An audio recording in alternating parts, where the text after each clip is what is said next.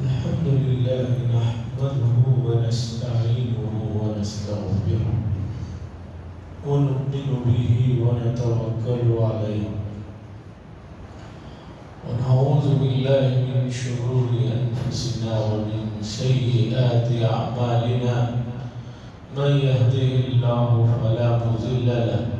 ومن يضلله فلا هادي له ونشهد أن لا إله إلا الله وحده لا شريك له ونشهد أن سيدنا ونبينا ومولانا محمدا عبده ورسوله أرسله الله تعالى إلى كافة الناس بشيرا ونذيرا أما بعد فإن أصدق الحديث كتاب الله وخير الهدي هدي محمد صلى الله عليه وسلم وشر الأمور محدثاتها وكل محدثة بدعة وكل بدعة ضلالة وكل ضلالة في النار.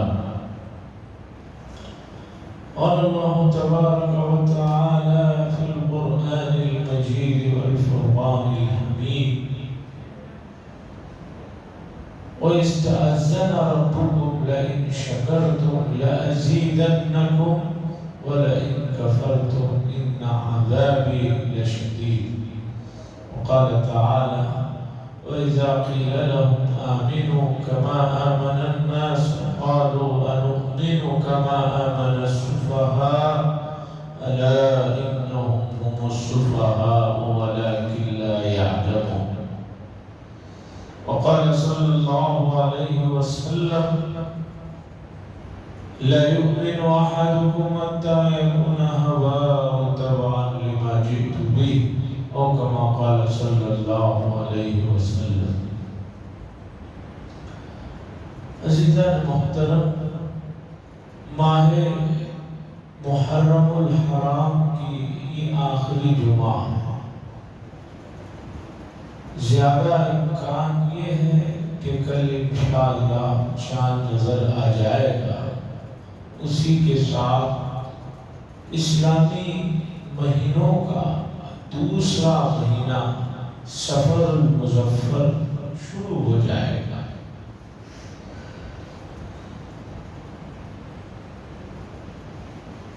گزشتہ 2 جمعہ پہلے یہ بات شروع ہوئی کہ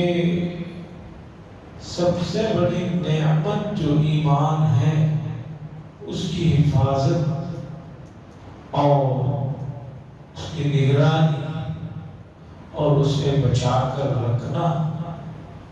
ہر بندے مومن کی ذمہ داری ہے. کسی پورے مجمع میں ایک شہر میں ایک آدمی کا کام نہیں ہے، بلکہ ہر آدمی کو اپنے ایمان کی حفاظت کرنا ہے. اور ایمان کی حفاظت کیسے کیا جائے؟ تو بات یہ آئی ان تمام چیزوں سے پہلے بچنا ضروری ہے جو ایمان کو خطرے میں ڈالتی ہیں یا ایمان کو سلب کر لیتی ہیں. جلب منفعت سے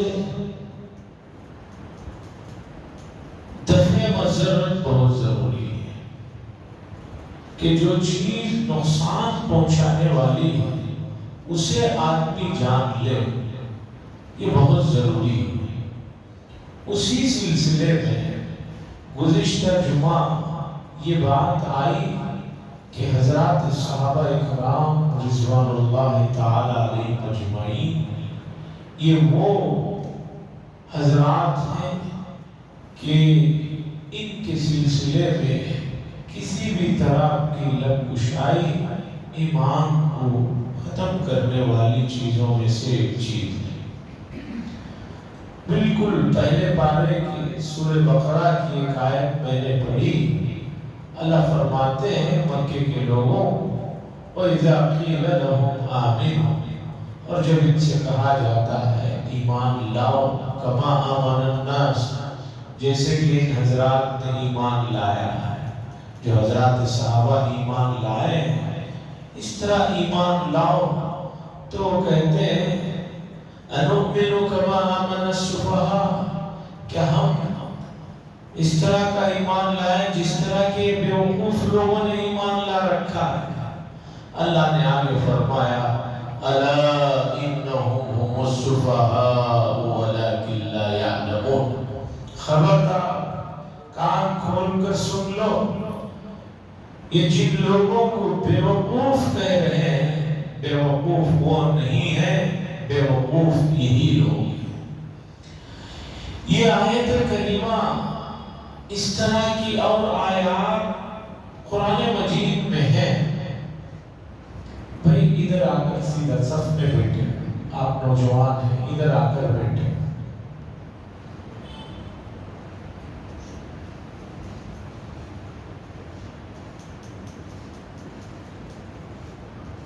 قرآن مجید میں اس طرح کی بہت آیات ہیں جس میں اللہ تبارک و تعالی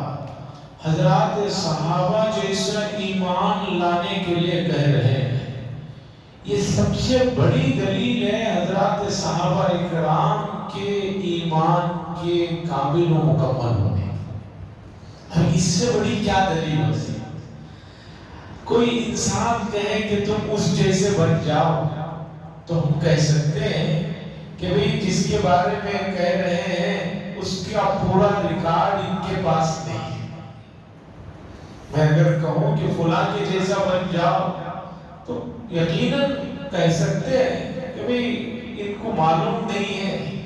اس آدمی کے پورے حالات انہیں معلوم نہیں ہے، اس لیے ایسی بات کہہ رہے ہیں۔ کیوں؟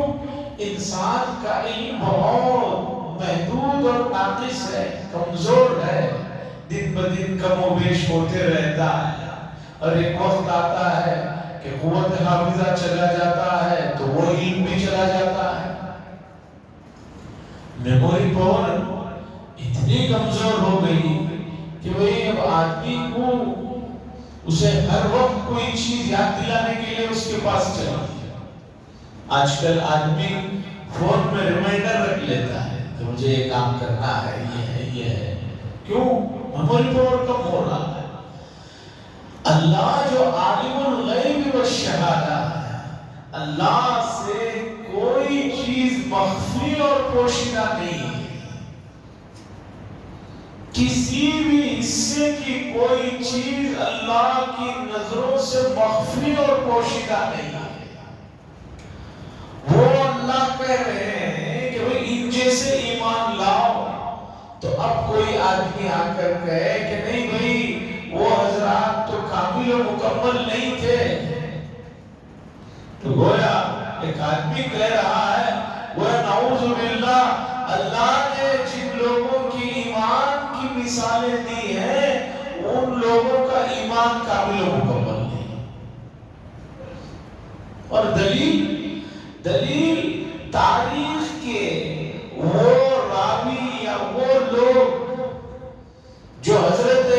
علی رضی اللہ تعالیٰ عنہ سے یا تو محبت کرتے تھے یا ان سے دشمنی کرتے تھے، ان لوگوں نے صحابہ کے درمیان میں تفرقہ ڈالنے کے لیے جھوٹی روایتوں کو بنا کر پیش کر دیا، اور جھوٹ بولنے والے کا حافظہ بہت کمزور ہوتا ہے، اس کا میموری پاور بہت کم ہوتا ہے، کب میں نے کیا جھوٹ بولا اسے معلوم نہیں رہتا۔ اس لیے بعد کے زمانوں میں پتہ چل گیا کہ جو چیزیں اس طرح کی آئی وہ تاریخی اعتبار سے غلط ہے، اس لیے کہ ان سے ان کی ملاقات ہی نہیں ہے۔ اسلام میں جو احادیث کے سلسلے میں راویوں کا جو ایک سلسلہ ہے، اس میں کس سے کس کی ملاقات ہے نہیں ہے، کس نے کس سے علم حاصل کیا ہے، لوگوں نے جانچ پڑتال کر کے وہ پورا ڈاٹا ہمارے سامنے دے دیا۔ ایک نہیں 20-20 30-30 جلدوں میں اللہ جزائے خیر دے ہمارے گزرے ہوئے ان محدثین کو اور ان علماء کو جنہوں نے حروف تہجی کے ناموں کی ترتیب سے ہر چیز کو جمع کر دیا۔ مثلا با سے کن کا نام شروع ہوتا ہے، کتنے راوی ہیں، وہ پورے راویوں کے نام با سے شروع ہو رہا ہے۔ برکت نام کے کوئی راوی ہیں تو برکت نام کے کتنے راوی ہیں، اور ان کے والد کا نام کیا، وہ کہاں کے رہنے والے تھے، کب پیدا ہوئے، کب انتقال ہوا، اور ان کی کتنی روایتیں کس کتاب میں ہیں، یہ سب چیزیں جمع کر کے چلے۔ تہذیب التہذیب ایسی بے شمار کتابیں ہیں جس میں صرف یہی عمل ہے، اور اللہ جزائے خیر دے محدثین کو، انہوں نے بعض راویوں کے آخر وقت کے حالات بھی لکھے۔ کہا کہ یہ راوی جو روایت کر رہے ہیں ابتدائے زمانے میں یہ ٹھیک تھے، لیکن بعد میں ان کا میموری پاور چلا گیا تھا، بعد میں یہ شیعہ کے ساتھ جا کر جم گئے تھے، اس لیے عمر کے اس حصے کی اگر کوئی روایت ہے تو ساتھ میں کوئی اور دوسری طرف سے روایت دلیل میں نہ ہو تو ان کی روایت کو نہیں لیا جائے گا۔ ایک ایسا فن، ایک ایسا علم، عیسائی کہتے ہیں کہ اسی فن کی وجہ سے اسلام کا جو نظام ہے، اسلام کی جو چیزیں ہیں وہ بالکل محفوظ ہے، کوئی بھی غلط چیز اس کے اندر آئے تو فوراً نکال کر پھینکا جا سکتا ہے۔ جبکہ ہمارے یہاں عیسائی کہتے ہیں ہمارے یہاں بائبل ہی کے بارے میں ہمیں یقین نہیں کہ بھی کون سی بائبل صحیح ہے، کون سی بائبل صحیح ہے۔ 4 تو بائبل ہے مشہور، 40 میں سے 4 کو انہوں نے چنا ہے، 40 بائبل تھے، اس میں سے کہا یہ 4 صحیح ہے۔ پھر ان 4 میں خود آپس میں دنیا بھر کا اختلاف ہے، اسی بائبل صحیح ہے، ہم یہی نہیں کہہ سکتے۔ تو عزیزان گرامی، بات یہ ہے کہ اللہ نے جن حضرات کو ایمان کا معیار قرار دیتے ہوئے کہا ان جیسے ایمان لاؤ، ایسے لوگوں کے بارے میں ہم لب کشائی کر رہے ہیں تو گویا اللہ کی بات کو جھٹلا رہے ہیں، ہمیں کہہ رہے ہیں کہ اللہ آپ جن کے جیسا ایمان لانے کے لیے کہہ رہے ہیں وہ لوگ ٹھیک نہیں ہیں، وہ لوگ ٹھیک نہیں ہیں، یہ کہنا چاہتے ہیں آپ، وہ آپ اللہ کو بتا رہے ہیں کہ اللہ آپ سے زیادہ ان کے بارے میں ہم جانتے ہیں۔ تو اس لیے عزیزان گرامی، حضرات صحابہ اور حضرات انبیاء علیہ السلام پر کسی بھی طرح کی کوئی تان تشکیل نہ کی جائے۔ رسول اللہ صلی اللہ علیہ وسلم نے فرمایا میری محبت میں اتنے مت بڑھ جاؤ کہ تم دوسرے انبیاء کی برائی بیان کرنے لگو۔ لا تفضلونی علی یونس ابن متى، آدمی محبت میں توازن رکھنا اس کے لیے بہت مشکل ہو جاتا ہے، بہک جاتا ہے۔ اس لیے حضور نے فرمایا لوگوں مجھ سے محبت تو ایمان کا حصہ ہے، ایمان کا جز ہے، لیکن مجھ سے محبت میں اتنے آگے نہ بڑھ جاؤ کہ تم حضرت یونس علیہ السلام پر مجھے فضیلت دینے لگو یا کسی اور نبی کی تنقیص اور برائی اور ان کا رتبہ گھٹانے لگو۔ اعتدال بہت ضروری ہے، اور اللہ نے اس امت کی یہی خوبی بتائی کہ یہ جو امت ہے ہم نے اس امت کو وسط بنایا، درمیانی والی امت بنایا، اس لیے ہمیں کسی سے بھی کسی بھی مسئلے میں اس درجے آگے یا نیچے جانے کی اجازت نہیں ہے کہ جو شریعت میں ناپسندیدہ ہے۔ عربی کا مشہور جملہ ہے کہ دوستی اس قدر بھی نہ ہو، اس قدر بھی گہری نہ ہو، احبب حبیبک ہونما عسى ان يكون بغيضا ما،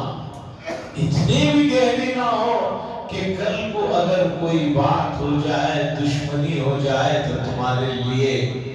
مسئلہ بن جائے، خطرہ بن جائے۔ ابغض بغیضک ہونا،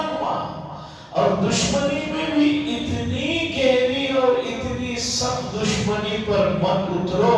کہ کل اگر کوئی بات ہو جائے تو پھر نظریں ملانا مشکل ہو جائے۔ اعتدال یہ بہت ضروری چیز ہے۔ تو عزیزان گرامی، بات چلی تھی کہ ایمان کی حفاظت کے سلسلے کی جو چیزیں ہیں انہیں جاننا ہے، اور جو چیزیں ایمان کو کمزور کرتی ہیں، ایمان کو ختم کرتی ہیں، ان کو جاننا ہے۔ اب سب سے پہلے ہمیں یہ سمجھنا ضروری ہے کہ ایمان کا مقام کیا ہے، اس کی حیثیت کیا ہے، وہ کتنی طاقتور اور پاورفل نعمت ہے۔ اب ایک آدمی کو ایک چیز کی قدر ہی نہیں معلوم ہے تو اس کے نظروں میں اس کی کوئی مقام نہیں۔ ایک آدمی کو ہیرے اور پتھر میں کوئی فرق نہ معلوم ہو، جیسے بچہ ہے، اس کے سامنے آپ ہیرا رکھ دے، پتھر رکھ دے، اگر وہ دونوں کو پتھر سمجھ رہا ہے تو پتھر جیسا معاملہ کرے گا۔ تو اس لیے ایمان کی حیثیت، ایمان کا جو مقام ہے اسے سمجھیے، اور اسے سمجھنے کے لیے ہمیں قرآن و حدیث کو دیکھنا پڑے گا۔ قرآن و حدیث بتا رہے ہیں، خاص طور پر مشکات شریف میں بے شمار احادیث آئے ہیں، ان احادیث کو میں آپ کے سامنے رکھتا ہوں تاکہ ایمان کی حیثیت کو سمجھا جا سکے۔ عزیزان گرامی، اللہ کے نبی صلی اللہ علیہ وسلم نے فرمایا، اللہ کے نزدیک ایک بندے مومن کی ایمان کی جو حیثیت اور مقام ہے اسے اس طرح اور اس سے سمجھو کہ یہ جو کائنات کا پورا نظام ہے، یہ جو کائنات کی پوری جو چیزیں ہیں، اللہ تعالیٰ ایک بندے کے ایمان کے لیے بھی اس پورے نظام کو اور سسٹم کو چلاتے رہے۔ کائنات کا سسٹم کتنا بڑا ہے، کتنا پھیلا ہوا ہے، یہ ہم سب کو معلوم ہے۔ اور خاص طور پر جو طلباء، جو نوجوان سائنس کے سبجیکٹ میں دلچسپی رکھتے ہیں، انہیں معلوم ہے کہ کائنات میں کتنے سیارے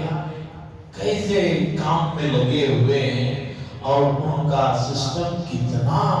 صحیح اور پرفیکٹ ہے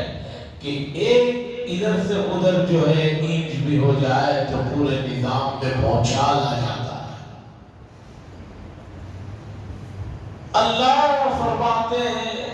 ایک بندہ بھی اگر روئے زمین پر کلمہ پڑھنے والا ہوگا تو ہم اس پورے نظام کو اس کے لیے چلاتے رہتے ہیں۔ جبکہ دنیا میں ایک گھر میں رات میں ایک وقت کے بعد کہتے ہیں کہ بیٹا لائٹیں بند کر دو، لائٹیں بند کرو، سو جاؤ، تمہارے اکیلے کی وجہ سے اتنے لائٹیں جلانا اچھا نہیں ہے، مناسب نہیں ہے۔ ایک بس ایک آدمی کے لیے نہیں چلا سکتی حکومت، ایک پلین دو چار آدمیوں کے لیے نہیں چلا سکتی، ایک ٹرین نہیں چلتی۔ یہاں اللہ فرماتے ہیں ہمارے نظروں میں ایمان کی اتنی قیمت ہے کہ ہم اس پوری کائنات کو اس دن تک چلائیں گے جس دن تک وہ ایمان والا رہے گا، اور جہاں وہ ایمان والا دنیا سے رخصت ہوا اب کوئی آدمی سوئے زمین پر کلمے والا نہیں ہوگا۔ تو اللہ حضرت اسرافیل علیہ السلام کو حکم دیں گے کہ بھئی اب کائنات کو درہم برہم کرنے کا وقت ہو گیا ہے، اس لیے اب سور پھونک دیا جائے۔ تو آپ اندازہ لگائیے کہ آپ کے پاس جو ایمان ہے اس کی کیا ویلیو ہے۔ سورج اپنے وقت پر نکلے گا، چاند اپنے وقت پر نکلے گا، ہوائیں اسی طرح چلتی رہیں گی، دوسرا پورے کائنات کا نظام آپ کے لیے برقرار رہے گا. ہاں جس دن وہ ایک کلمہ پڑھنے والا بھی دنیا سے رخصت ہو جائے گا, حضرت اسرافیل علیہ السلام سور پھونکیں گے, اس کے بعد پوری کائنات درہم برہم ہو جائے گی. قرآن حدیث میں آتا ہے کہ پہاڑ جو ہے روئی کے گولوں کی طرح جو ہے اڑ رہے ہوں گے, سب کچھ جو ہے درہم برہم ہو کر سب ختم ہو جائے. جو چیز آپ کے پاس ہے وہ اتنی قیمتی ہے کہ جو ہے اس کی وجہ سے پورا نظام چلے. دوسری حدیث اللہ کے نبی صلی اللہ علیہ وسلم نے فرمایا, یہ دنیا اور دنیا میں جو کچھ چیزیں ہیں, دنیا میں کیا کیا چیزیں ہیں, کتنے خزانے کہاں کہاں چھپے ہوئے ہیں, اللہ بہتر جانتا ہے. پتہ چلتا ہے کہ فلاں جگہ زمین کے اندر سے یہ خزانہ نکلا, فلاں جگہ سمندر کے اندر سے اتنے خزانے نکل رہے ہیں, فلاں کوئی نئی چیز نکل رہی ہے جو بہت زیادہ سونے چاندی سے بھی مہنگی ہے, اور فلاں علاقے میں یہ ہو سکتا ہے, اس لیے اس علاقے کی بڑی دیکھ بھال ہو رہی ہے. تو کائنات میں خاص طور پر اس سیارے میں زمین کا جو حصہ ہے, اس سیارے میں بے شمار نعمتیں ہیں, بے شمار خزانے ہیں, اور کیا کیا ہے اللہ کے علاوہ کسی انسان کو پورا علم نہیں ہے. اللہ کے نبی صلی اللہ علیہ وسلم فرماتے ہیں, سن لو, اس پوری کائنات میں, اس پوری زمین میں جو کچھ بھی ہے وہ پورے کا پورا اگر اللہ کی نظروں میں ایک مچھر کے پر کے برابر بھی اگر اس کی قیمت ہو جائے, مکھی اور مچھر کی تو کوئی ویلیو ہی نہیں ہے, پھر اس کے ایک پر کی کیا ویلیو ہو سکتی ہے. اللہ کے نبی فرماتے ہیں پوری کائنات کی ویلیو اگر ایک مکھی مچھر کے پر کے برابر بھی اللہ تبارک و تعالیٰ کے نزدیک اگر ہو جاتی یا اگر ہے, تو سمجھو کہ کائنات میں سوائے ماننے والوں کے بقیہ کسی آدمی کو جو ایمان والا نہیں ہے, اللہ ایک گھونٹ پانی بھی نہ دیتا. اب جب اللہ تعالیٰ نہیں ماننے والوں کو بھی بھر بھر کر دے رہے ہیں, نہیں ماننے والوں کو بھی بھر بھر کر دے رہے ہیں, تو پتہ چلا اس پوری کائنات کی قیمت اللہ کی نظروں میں مکھی اور مچھر کے پر کے برابر بھی نہیں. جب اتنی بڑی کائنات کی قدر و قیمت جسے ہمارے نزدیک بہت ہے, اللہ کے نزدیک اتنی بھی نہیں ہے, اس کے باوجود اللہ تعالیٰ ایمان والے کے لیے پورا نظام چلانے کے لیے تیار ہے. عزیزان گرامی, ایمان بڑی قیمتی شے ہے, اور ایمان کی حفاظت کے لیے شکر والی زبان چاہیے, دل ایسا چاہیے کہ جس دل میں ہمیشہ اپنے ایمان کے لیے اچھے جذبات اور خوشی ہونا چاہیے. دل اگر خوش ہوتا ہے تو اس کا اثر زبان پر آتا ہے, اس کا اثر جسم کے دوسرے اعضاء پر آتا ہے. اردو کا ایک شعر ہے, کسی نے غلطی سے کوئی بات کہہ دی تو جب اس کی پکڑ ہوئی تو اس نے کہا نہیں, غلطی سے زبان سے نکل گیا. تو شاعر نے کہا ہے, کھلی رنجش ہے, کھلی رنجش ہے تیرے طرز بیان سے, کھلی رنجش ہے تیرے طرز بیان سے, نہ تھی دل میں تو کیوں لائی زبان. دل میں ہوتا ہے تبھی جا کے زبان پہ نکلتا ہے. اگر آپ کے دل میں اپنے ایمان کی قدر و قیمت آ گئی تو پھر آپ کو اللہ کا شکر ادا کرنے کے لیے کسی کی کہنے کی ضرورت نہیں. اٹھتے بیٹھتے آپ کی زبان مبارک سے اللہ کی جو ہے شکریہ اور اللہ کی نعمتوں کا اظہار ہوتا رہے. عزیزان گرامی, ہم جب رسول اللہ صلی اللہ علیہ وسلم کی زندگی کا مطالعہ کرتے ہیں، سیرت کو پڑھتے ہیں، تو آپ دیکھیے کہ کیسے کیسے اوقات میں، کتنے مشکلات کے لمحات میں، فاقوں کی حالت میں، جنگوں کی حالت میں، دشمنوں کے نرغے میں گھرے ہوئے ہیں، ایسے کٹھن مرحلوں میں بھی اللہ کے رسول صلی اللہ علیہ وسلم اور صحابہ کے زبان مبارکوں سے اللہ کی حمد و ثنا نکل رہی ہے، اللہ کی تعریف نکل رہی ہے۔ یہاں آدمی بڑی مشکل سے یہ سمجھتا ہے کہ میں جمعہ میں نماز پڑھ لیتا ہوں، اکثر حضرات سمجھتے ہیں کہ جمعہ کی ایک نماز پڑھ لیتا ہوں بس کافی ہے، کافی نہیں ہے، اور اس سے بڑے تو 5 وقتہ نماز پڑھ لیا، لیکن باقی اوقات 23 گھنٹے جو آپ کے پاس ہیں، ان 23 گھنٹوں میں کتنے مرتبہ آپ اللہ کی حمد و ثنا بیان کرتے ہیں، آپ اللہ کا شکر ادا کرتے ہیں، اپنے ایمان کی نعمت کا کتنے مرتبہ احساس کرتے ہیں۔ حضرت پیر ذوالفقار نقشبندی دامن برکاتہ نے اپنے ایک سفر کا واقعہ لکھا ہے کہ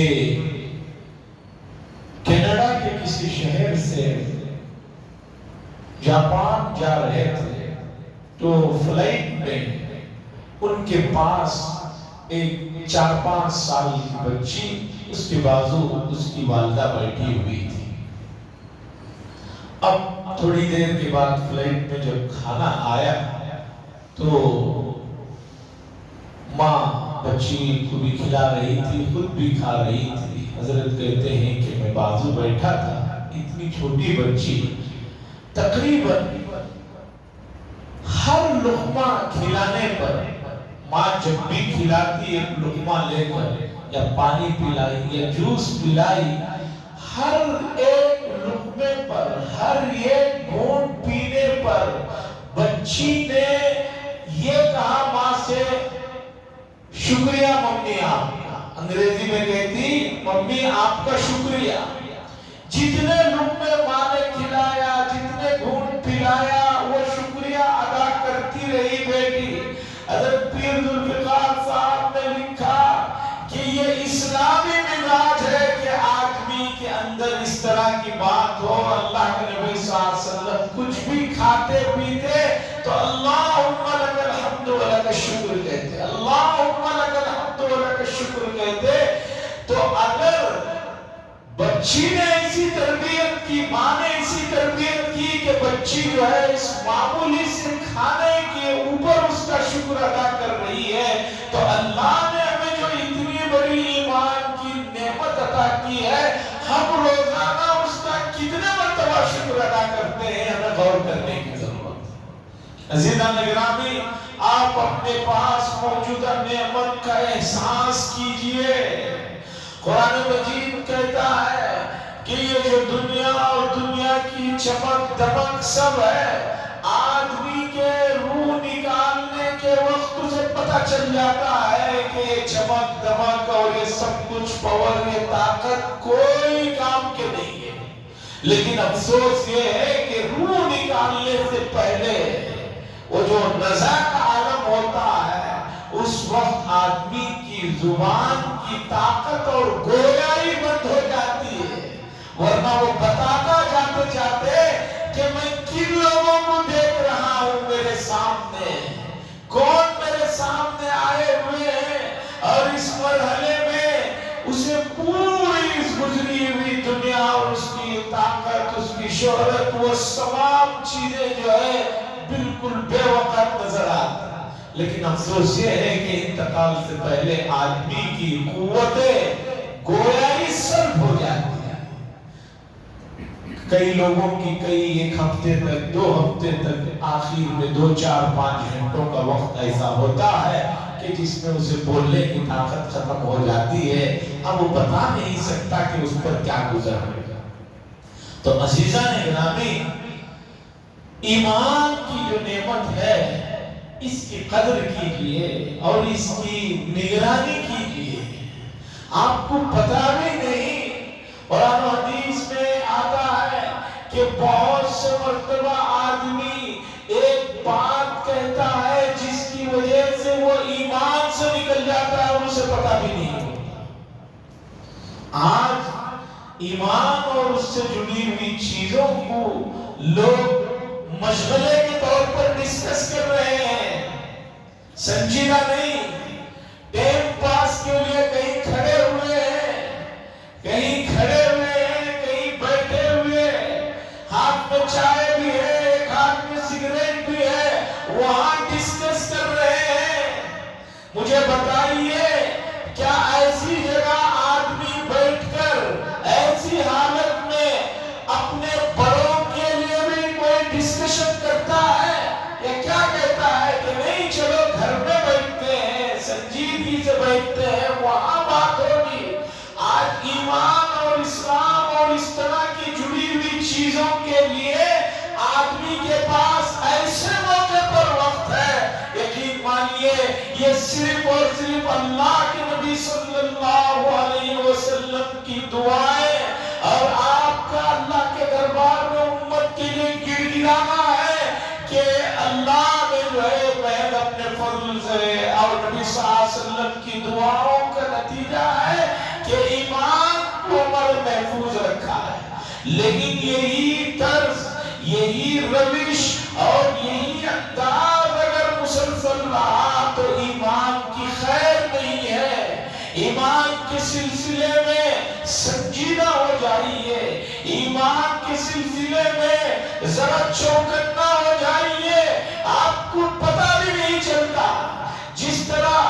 بیٹھے بیٹھے آدمی موبائل میں ہلکا سا کوئی بٹن دباتا ہے، سامنے بیٹھے ہوئے چور، ڈاکو، ڈکیت لوگ اس کے پورے بینک کے اکاؤنٹ کو خالی کر دیتے ہیں، اسی طرح ایمان کو ڈاکہ ڈالنے والا نفس اور شیطان ہر وقت آپ کے ساتھ لگے ہوئے ہیں، کب آپ کو ڈالے اور خالی کر دیں آپ کو پتہ بھی نہیں چلے گا۔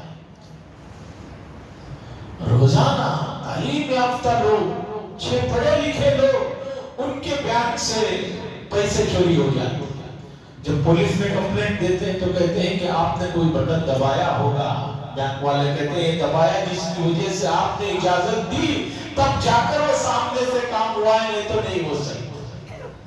چونکہ آپ کو اس کا احساس ہو رہا ہے کہ چیز چلے گئی ہے۔ یاد رکھیے ایمان پر ڈاکہ ڈالنے والا وہ کبھی بھی آپ سے مایوس نہیں ہوتا، سانس نکلنے تک آپ کے پیچھے لگا ہوا رہے گا۔ حضرت امام احمد بن حنبل کا مشہور واقعہ ہے کہ حضرت کا انتقال ہو رہا تھا، تمام لوگ شاگرد بیٹھے ہوئے کلمے کی تلقین کر رہے تھے کہ حضرت لا الہ الا اللہ، لا الہ الا اللہ پڑھیے، تو حضرت کہہ رہے تھے لا لا نہیں نہیں۔ شاگرد بھی پریشان، دوست احباب بھی پریشان، حضرت کلمے کو منع کر رہے ہیں، ماجرا کیا ہے؟ فکریں شروع ہو گئی۔ اس کے بعد پھر حضرت کو ذرا ہوش آیا تو شاگردوں نے ڈرتے ڈرتے پوچھا حضرت ہم تو کلمہ پڑھنے کے لیے آپ کو کہہ رہے ہیں، آپ تو لا لا کہہ رہے تھے۔ حضرت نے فرمایا کلمے کو نہیں، کلمے کو منع نہیں کر رہا تھا، بلکہ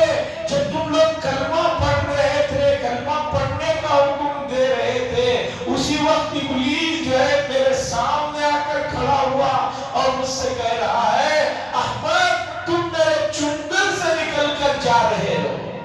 میں اسے کہہ رہا تھا کہ ابھی تیرے چنگل سے نکلا نہیں ہو، اس لیے کہ جب تک ایمان پر خاتمہ نہ ہو جائے کوئی بھروسہ نہیں کب کو کون سی دوڑ چل جائے اور ایمان لے کر چلے جائے۔